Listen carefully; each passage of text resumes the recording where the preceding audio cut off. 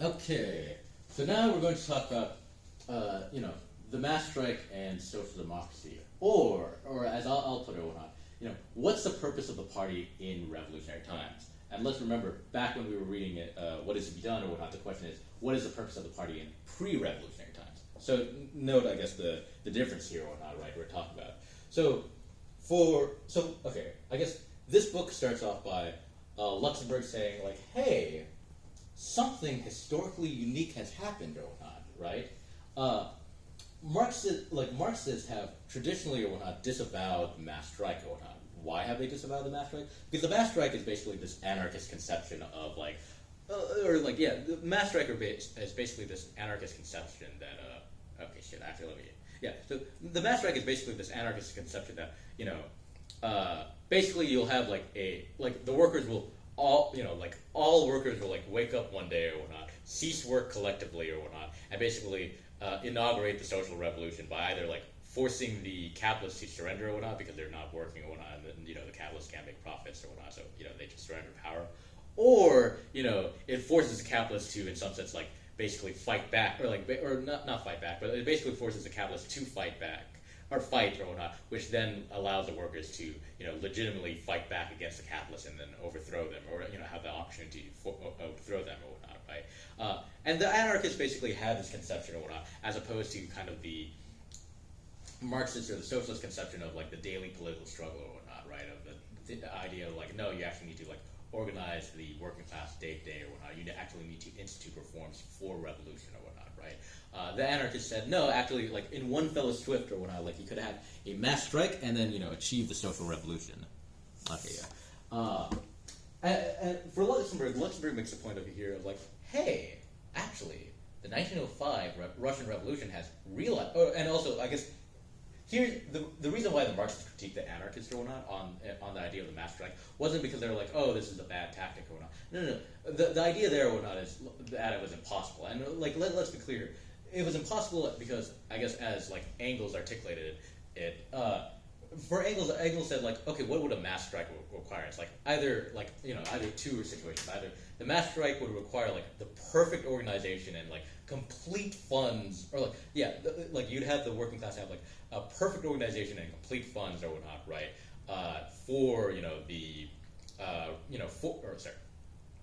The requirements to have a mass strike or whatnot is that it would require perfect organization and complete funds, right?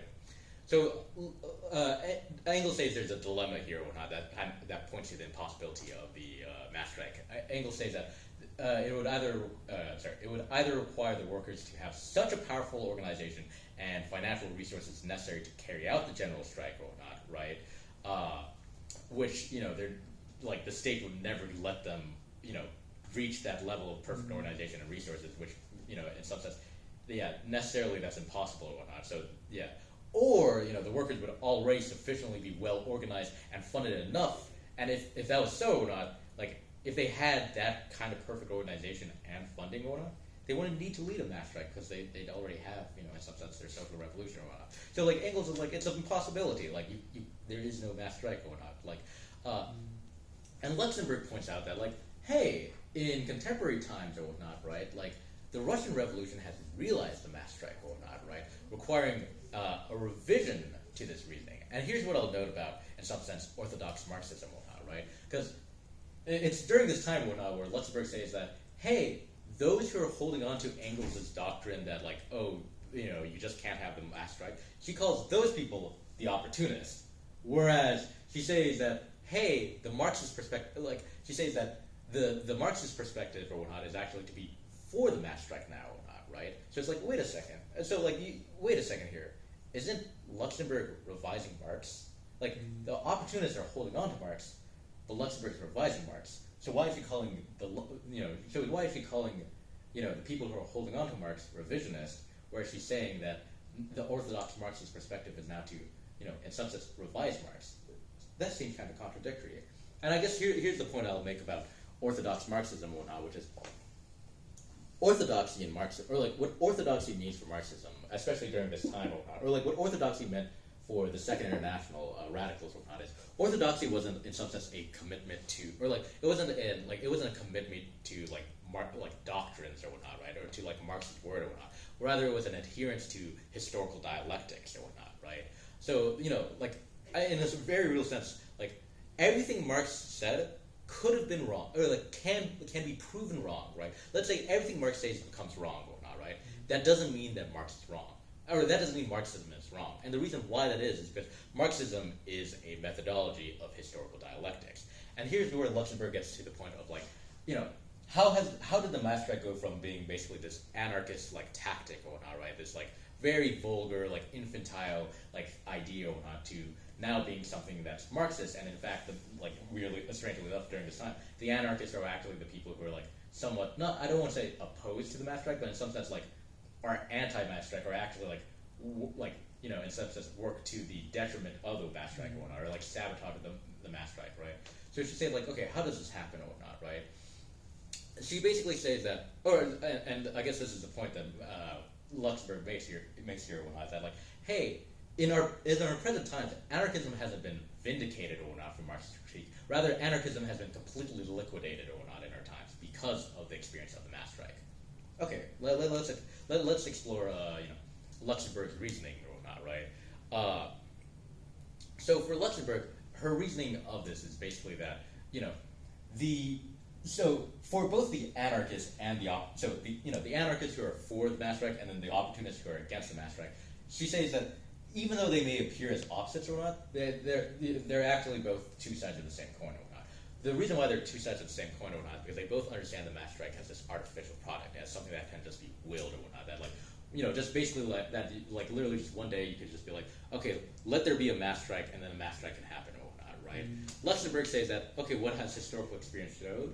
She said that actually, you cannot, in some sense, you cannot call off the mass strike, nor can you call upon the mass strike, despite what the anarchists and the opportunists think. She says that actually the mass strike occurs spontaneously, and it occurs as historical development. And the reason she points out that, hey, how the Russian mass strike happened or whatnot is that you had all of these agitations or whatnot, right, prior to 1905, and you also had social democracy, Russian social democracy or whatnot, right, go out to the masses and educate them, or last week or whatnot when we were talking about how Lenin spread across Iskra, across the board or whatnot, right? Because of the activity of Iskra or whatnot, in some sense raising the class consciousness of the proletariat or whatnot, and because of all of these minor little strikes or whatnot that came beforehand or whatnot, all of these experiences or whatnot, right, ultimately lead up to the spontaneous uprising of a class conscious proletariat or whatnot that's actually organizing around the banner of socialism or whatnot, right? So it's like the mass. So she makes the point that the mass strike is a historical development or whatnot, right? That in some sense, it cannot be controlled or whatnot, right? And she basically makes the point here that the whole purpose of the party or whatnot is not to, in some sense, bring about the mass strike, but instead rather lead the mass strike, because it's okay, the mass strike doesn't come from the party; it's something that happens outside the party. The purpose of the party then is to lead it or not, right? Or to become leaders of the mass strike rather than, I guess, what's it called, trying to, control the mass strike or whatnot, right? I should also note at this time or whatnot, I guess, in regards to, Lenin and Russia or whatnot, because we're not going to be talking about Lenin for these next 2 weeks or whatnot, but, just noting what's happening with Lenin and Bolsheviks during this time or not, the reason why I point out that, the Mensheviks are really on the forefront in regards to the 1905 revolution is because in 1905, what happens or whatnot is the Bolsheviks start quoting what is to be done against Lenin when Lenin's hey, hey, we need to get these workers in, we need to get all these mass strikers, we need to get these workers into the Bolshevik party or whatnot. And they're well, and what is to be done? You argue for a strict party organization, and Lenin's you fuckers or whatnot, right? Because and this is where I point out the continuity between Lenin and Luxemburg or whatnot, that they both have a dialectic between organization and movement or whatnot. If you read them flatly or not, you end up being, well, unfortunately, a Bolshevik who's quoting what is to be done against the author or whatnot, right? Yeah. So, that in some sense, that's the reason why, in some sense, the Bolsheviks aren't able to take the forefront of the 1905 revolution or whatnot on this issue or whatnot. And this is the reason why, in some sense, the Mensheviks take the fore or whatnot, right? And why, in some sense, the Mensheviks at this time or not seem to be, to most of the Second International, the true orthodox Marxists or whatnot, against, the Bolsheviks or whatnot, right? sorry. The more I think about it, the more it actually surprises me that Luxemburg becomes like a Bolshevik, or like becomes like a supporter of Bolshevism at this time. But I think it's because of what Lenin says at this time that he becomes a strong, goes from a critic to the strong supporter of Bolshevism. So sorry. So I guess moving on. So yeah, you basically had the historical liquidation of anarchism by like anarchism being proven wrong, where it's like the mass strike isn't something that's willed, but rather it's something that happens organically in history or whatnot, right? Against the anarchist and the opportunist perspective or whatnot, right? So, and I guess I should also know that Russia is the birthplace of anarchism or whatnot. So, like, it's almost surprising to see that Russia also becomes the death place of anarchism at the same time or whatnot, right? The same country that gave birth to it or whatnot is also the same place that ended it or whatnot. Don't tell contemporary anarchists that their ideology's dead. Right. Well, this is a different point. We'll get more into discussion, but I guess the point here, when I was like, what is regression? It's the revival of a dead ghost or whatnot over and over again or whatnot, right? Yeah. So yeah, I guess I'll note that. I guess I've already talked about how, in regards to Bloody Sunday, what happens or whatnot is like you had, because I guess what I can do. Because I'm trying to think of this. Either I read all of my notes, but it's like that would take far too long because I know we only have this room until 3 o'clock and we don't have time. So what I'll do is I'll just focus on the board or whatnot, and then focus on chapters or whatnot. I'll go more in depth in the discussion section or whatnot if there's anything that y'all think I missed. Also, what Luxemburg points out is that in Germany or whatnot, you have this very specific issue in which social democracy or whatnot, right? Understands that it's leading a political struggle, whereas the trade unions are leading the economic struggle or whatnot, right? So in Germany or whatnot, the political and the economic struggle seem to be diametrically opposed or whatnot, right? They contradict each other or whatnot. To lead an economic struggle or whatnot is to undermine the political struggle. To lead a political struggle is to undermine the economic struggle.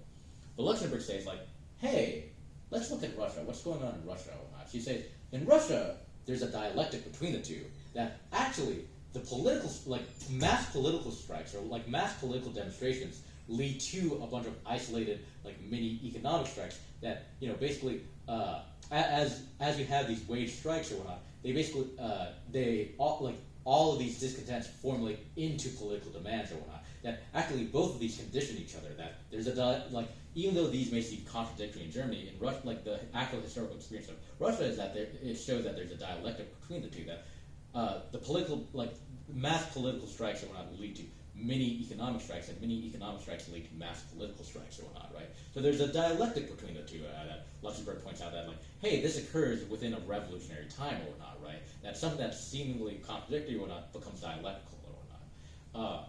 She also points out that, she points out that, hey, the mass strike or whatnot is occurring or whatnot because of the masses, rising up or whatnot, right? So she points out, okay, what is the social democracy or whatnot doing in Russia? She says that there are times where the social democracy says, hey, y'all aren't we shouldn't put on a strike just yet, or they say that hey, there should be happening a strike now or not. Despite I guess what social democracy says, the masses or whatnot does a strike anyway or whatnot, right? They, in some sense the social democracy can't control the strikes, but the experience of the Russian Social Democrats is in recognizing that they cannot order upon the mass strike to happen or not happen or whatnot. What they instead do is they take leadership of the movement. They basically take responsibility for the general strike or whatnot, and by taking leadership of the movement or whatnot, right, rather than trying to order it around or whatnot. By taking leadership of it, they're able to raise the class consciousness of the proletariat, where it's the proletariats may be organizing on an economic level of hey, we want higher wages, we want the 10-hour workday or whatnot, which is kind of crazy to think about now. They were advocating 10 hours was I know in Russia proper they were able to achieve 8-hour workday, but outside of Russia proper, but within the Russian Empire, is some places were able to achieve a 10-hour workday, which was seen as wow, oh my god, this is amazing. That's crazy, a 10-hour workday, right? But that's because they were working up to 16 or 15 hours a day or whatnot, right? And also in regards to making in regards to the leadership of masses, because the whole purpose of the political struggle went on in some sense is to basically raise the political consciousness of the proletariat to say that, like, hey, the goal is to take over the state or whatnot, or the goal is to, in some sense, it's to transform the state or whatnot, right? Whereas the economic struggle is all about renegotiating one's exploitation or whatnot, right? So, like, what you also see or whatnot, like, with the political struggle or whatnot, is that, like, with this, with the leadership leading the masses or whatnot, right? Or with the leadership taking responsibility for the masses or whatnot, right? You're able to, like, you're able to change the way that the workers, like, in some sense, organize themselves or orient themselves. So, for example, or whatnot, the one industry, I believe it's the textile industry in Russia or whatnot, right? The textile, so there's one strike that happens, I believe it's the October strike or whatnot, where there's an agreement where it's like, hey, all of us are only going to work 8 hours a day, and once those 8 hours are up, we're all going to go home or whatnot, right? In the textile industry, what this meant for them or whatnot, is that, hey, if everyone's doing this, this means that our wages will fall. What do? Like, if this was just a regular economic struggle or whatnot, if they didn't have this class consciousness, like in pre-revolutionary times or whatnot, or in a pre-revolutionary moment or whatnot, why would they concede to that? It's like, you're telling me if I do the strike, my wages are gonna fall, right? Why would I agree to that? During the mass strike, what happens or whatnot is these workers agree. They say, actually, yes, we're going to leave our factories. We're not going to do, like, after 8 hours, we're not going to do work. And they have an understanding that, yes, their wages are going to fall, but they do this because they're like, okay, ultimately, for the whole of Russia or whatnot, the 8-hour workday is a policy we want to see or whatnot. So they agree, like, they make sacrifices like that or whatnot during this time or whatnot, right? And this, in some sense, this is because of the leadership leading the masses or whatnot. I guess, yeah. I'll focus on these two later when I guess I'll move to the German context. So this is basically the historical experience of what's going on in Russia or whatnot in regards to the Russian reality of it. So Luxemburg asks the question of, like, hey, Russia has made, and I guess one last point here is that Luxemburg makes the point that the mass strike or whatnot, unlike the anarchist and the opportunist understanding of what is the mass strike is a tactic or whatnot, right? They just understand it as, like, it's, in some sense, it's just something technical. It's something that, you must organize, you must orient. In some sense, like, you go door to door, you ask workers, like, hey, you want to fucking, or it's like, you go door to door and say, like, oh, don't go to work on this day, or that, or whatnot. Both the anarchists and the opportunists or whatnot, right? Or in some sense, like, both the anarchists and, like, the Marxists or whatnot, who are holding on to classical Marxism and whatnot, both of them understand the mass strike as just this tactic or whatnot, as something that's technical, as something that can just be, like, organized and, like, planned out in advance or whatnot, right?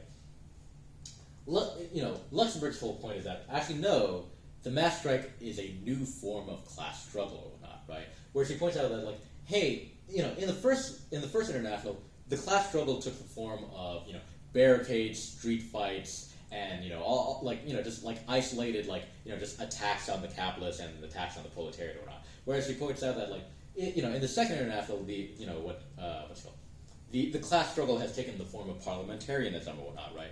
And Luxemburg's point here is, like, actually, no, now the class struggle has changed or whatnot, where the class struggle or whatnot now takes on the form of the mass strike. And she points out that the mass strike is also the mass strike or whatnot is also a precursor to revolution or whatnot, right? The revolution and the mass strike or whatnot are identical to one another or whatnot, right? That actually, the mass strike is a form of class struggle, just as the revolution is a form of class struggle, but also that the mass struggle or whatnot is a revolution or whatnot, right?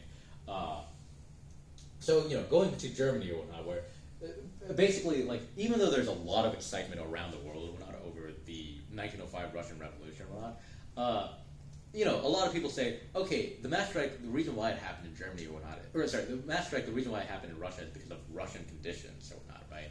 And Luxemburg is like, okay, let's dispel this idea of Russian conditions or whatnot. Because basically, three arguments go around in Germany. They say, oh, Russia was able to have this because, one, you had the basically political immaturity of the proletariat or whatnot, right? Because the proletariat in Russia or whatnot doesn't have, like, they don't have democratic rights. There wasn't a workers' movement in Russia until 1898 or whatnot, right? Or like 1896, 7 to 1898 or whatnot, right? Very, very recent phenomena. What else? Russia's people are saying, Russia's a czarist, like an absolutist regime. It's a monarchy or whatnot, right? It's a feudal regime, and also that the workers in Russia they suffer from this general poverty or whatnot, right? So this is basically the arguments that Luxemburg is hearing or whatnot, or this is the popular argument that's being made in the SPD or whatnot, right? Or around the Second International, that the reason why the mass strike was able to occur in Russia was because it was because of Russian conditions, and Luxemburg says no. The mass strike can be exported to Germany. And she says that, actually, no, because she says, so dealing with those three arguments. So, one, Russia's an absolutist regime or whatnot, right? Where the workers' struggle only arose in 1898. It's a recent phenomenon. Luxemburg says, actually, no, look at the history. You find out that the workers' movement in Russia existed since 1890. So she just says that's just a factual, that's just untrue or whatnot, right? On the other two questions, where she points out, the proletariat in Russia is under immature conditions or whatnot, or is in some sense politically not trained or whatnot, right? So that's the reason why they were able to have such a mass strike, because in some sense they were overdue for a revolution or whatnot, right? But Luxemburg points out, hey, the unorganized workers of Germany are facing very similar conditions to the Russian workers or whatnot. And she also points out that the supposed poverty of Russian workers or whatnot is she calls it a Western exaggeration or whatnot, right? And she says it's a Western exaggeration, because she says that actually the workers the workers in Russia aren't just fucking starving. She says that no, they live in miserable conditions, but not she says that but also our own German workers, we have German workers over here that are also in similar miserable conditions. So she points out that the supposed Russian conditions or whatnot, the supposed Russian conditions or whatnot aren't that much different from those in Germany or whatnot. For for basically work again for the unorganized working class or whatnot, right? So I guess a couple things she notes or whatnot is that I guess her critique of anarchism and her critique of anarchism is the same critique that she has in opportunism in regards to the mass strike. That whereas the opportunists are against the mass strike and the anarchists are for the mass strike, her critique there is that hey, mass strike mass strike is a historical phenomenon like that. Insofar as then she gets to the political economic. So insofar as in Germany or whatnot, right, the economic struggle or whatnot is led by the trade unions, and the political struggle is led by social democracy. Luxemburg basically makes the point that hey, we're living in revolutionary times. We can't have these we can't have this contradictory struggle or whatnot be antinomical from each other. Instead, we need to, in some sense, have a marriage of these two struggles or whatnot. We need the political struggle and economic struggle or whatnot to be tied together. We can't just have the trade unions or whatnot be separate from social democracy. We need social democracy and trade union and trade union leaders to work together or whatnot. And that way or whatnot, this seemingly contradictory dynamic can become a dialectical relationship or whatnot. And I guess in regards to leadership of masses, Luxemburg makes the point that the opportunists in Germany will have this idea that they go back on kind of the Engels quote where we need to perfectly organize the workers or whatnot before we have a mass strike. Otherwise, a mass strike will it will fucking disintegrate our own movement or whatnot, right? Or disintegrate our activity. Luxemburg makes a point where she's like, that's dumb, because she's like, okay, the whole purpose of a political party or whatnot in some sense is to create a vanguard of workers or whatnot, right? But she says that it's not the vanguard of workers who is going to lead the revolution. It's not the vanguard of the workers who are going to bring about the revolution. It's the masses who bring about the revolution. The vanguard of the workers are the ones who lead the revolution. So she says that in the opportunist conception that we don't have enough, we don't have all of the workers on board yet or whatnot. We have unorganized workers or whatnot. Luxemburg says, okay, that's not a problem, because she says that in a revolutionary time or whatnot, right, it'll be the unorganized workers who will come to the party or whatnot, right, with the direction, with the direction of the leadership leading the masses or whatnot. So she says that the leadership, the organization cannot, in some sense, hope to have all of the working class or not with it or not. You must understand that the working class will bring about the mass strike or whatnot, right?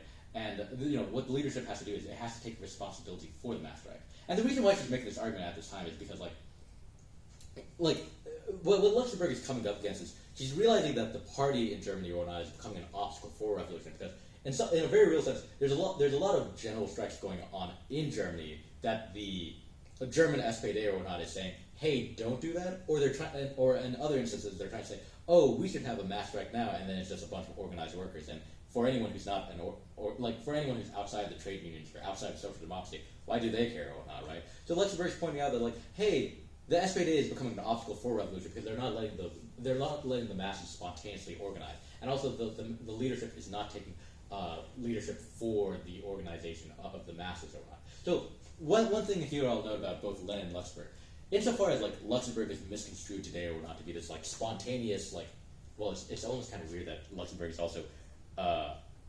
because people will also paint Luxemburg as a pacifist. During this time, Luxemburg's nickname is Bloody Rosa, and you read this piece or whatnot. She constantly advocates for revolution or whatnot, right? So like, who knows? I mean, I was gonna say that's a very weird characterization, right. After reading this. Right. Yeah, I'll say like, I mean, two things around. People characterize Lenin as this like bloodthirsty guy, whereas like, well, in most of 1917, Lenin's constantly trying to advocate for like. Well, Lenin's constantly trying to think like, oh, is there any peaceful way for the Bolsheviks to take power or whatnot? Until he says, okay, well, there's not, so we actually have to do this insurrection or whatnot. Whereas for Luxemburg is painted as this pacifist, where it's like, well, no, she understood the necessity for violence. But that doesn't mean that Lenin was a pacifist and Luxemburg was. No, they both understood the necessity for violence, and they both understood the necessity for peaceful times or whatnot. That's because Lenin succeeded. The reason why people counterpose Luxemburg to Lenin and whatnot is because Lenin seceded, people don't like the Bolsheviks and whatnot, so they had to paint Luxemburg in some sense as this anti-Leninist. But as we talked about earlier or whatnot, Luxemburg was a Leninist, so that doesn't even make sense or whatnot. And Lenin was Luxemburgist, I should also know. That's a different point, right? But yeah, so Luxemburg's making this point, and the point that I was trying to make here in regards to leadership and masses is the misconstruction of Lenin is that Lenin's this authoritarian who wants a disciplined vanguard party organization or whatnot, and doesn't trust the masses. No. Lenin, when he writes What Is to Be Done, is constructing a organized party or whatnot in order to be the consciousness of the masses, to lead masses or whatnot. Lenin does have a belief in the masses or whatnot. He believes that the masses will bring about the revolution or whatnot. He understands there's a non-identity between class and party or whatnot. In the same way, Luxemburg or whatnot is calling for better leadership. She's advocating for, or has this understanding of the spontaneity of masses or whatnot. But what she's advocating for is not, in some sense, she's not advocating against organization. She's asking for more responsible leadership. She's asking for better leadership because she also recognizes the non-identity of the class and the party or whatnot, right? And I guess the last point here I'll make about what's called in regards to what Luxemburg talks about in I think the last chapter or whatnot, the need for united action, trade unions, and social democracy is that he points out that what has the Russian experience or what has the Russian reality shown or whatnot. The Russian reality has shown that the social democracy in Russia or whatnot will bring about, or it is not going to be the bourgeoisie who will bring about the bourgeois revolution. Instead, it is the proletariat who will bring about the bourgeois revolution, which is a really mind-blowing statement to say at this time, because it's most people have the conception that it's the bourgeoisie will bring about the bourgeois revolution. It just makes sense. That happened historically or whatnot. The bourgeois led the American Revolution, the bourgeois led the French Revolution, the bourgeois led the Haitian Revolution. In the 1848, there was a crisis of leadership between the proletariat and the bourgeoisie or whatnot, where Marx has a critical insight in 1848, where it's the bourgeoisie can no longer lead and the proletariat cannot yet lead. Okay, well, what happens in 1905? The proletariat is ready to lead, and the bourgeoisie is not leading or whatnot, right? And so Luxemburg is okay, the proletariat will bring about the Russian Revolution in order to basically abolish stardom and establish basically a democracy or whatnot, right? Whereas he says, okay, what will the mass strike do in Germany? She says the mass strike in Germany will bring about the socialist revolution or whatnot, right? Because they're already a bourgeois democratic nation. And she says the socialist revolution will bring about the dictatorship of the proletariat. And she says, hey, she makes this last point where it's hey, it sounds contradictory that social democracy will bring about the dictatorship of the proletariat. What do you mean democracy brings about dictatorship or not? And she says, yes. She says, hey, is this contradictory? She says, yes, this is contradictory. But why is it contradictory?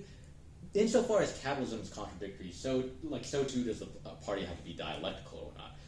because capitalism, because capitalism moves in a contradictory manner through history or whatnot, so too it must we understand that the activity of the party must also, like, if it wants to lead history rather than tailgate history or whatnot, it must, it must be dialectical with these contradictions. It must also be contradictory or whatnot. So it should say that even though the task of the Russian proletariat is to bring about the democratic bourgeois revolution, to say that the task of social democracy in Germany or whatnot is to bring about the socialist revolution for the dictatorship of the proletariat. And I will say it's when we get to Lenin's State of Revolution, Lenin actually clarifies that the dictatorship of the proletariat is not like dictatorship in the literal sense, but dictatorship in form or whatnot, right? In the sense that like America is a dictatorship of the bourgeoisie, so is like Russia or whatnot, right? Where it's like, yeah, you can have authoritarian or democratic nations or whatnot, but it's just like what does the state prefer or whatnot. But yeah. So I guess it's like what class is power concentrated in, what class does statecraft sort of work for? Exactly, right. But here,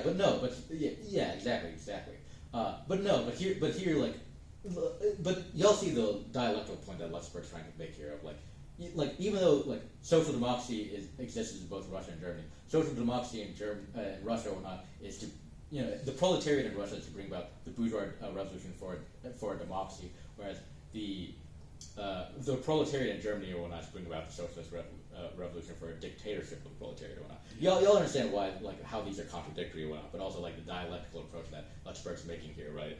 Yes. Okay, yeah.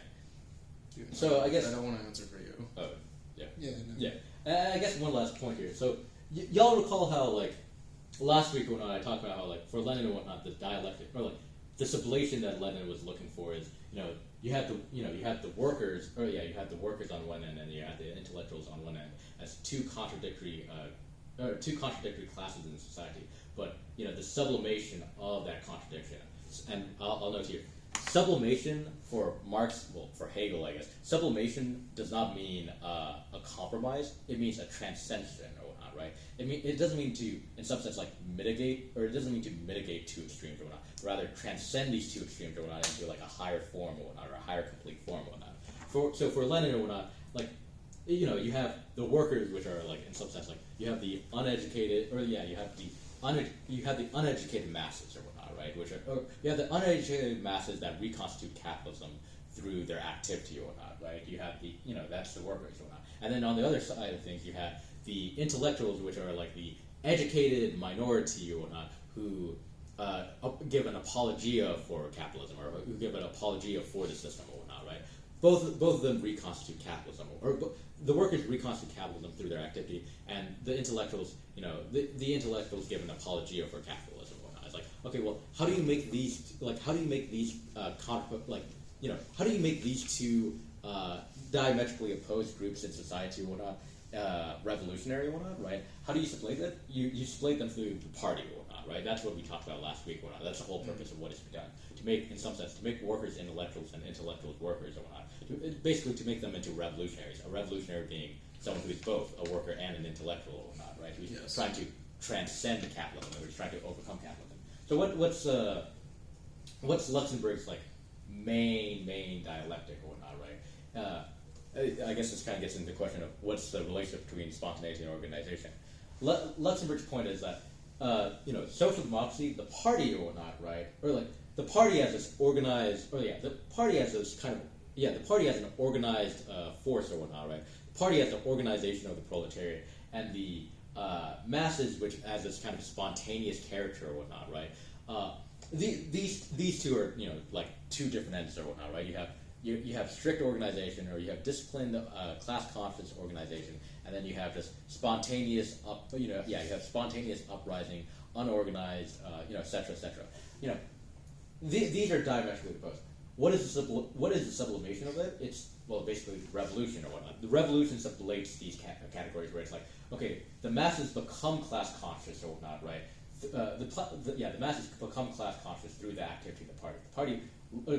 The masses bring about the revolution, but the party leads it, and the party brings about class consciousness to the masses or not. It's a dialectical relationship that this is a contradiction that gets overcome with the advent of revolution or whatnot, right?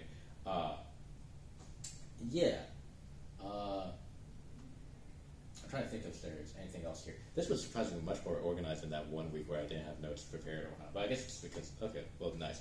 Okay, I guess I'll end the recording and we can get to the discussion section.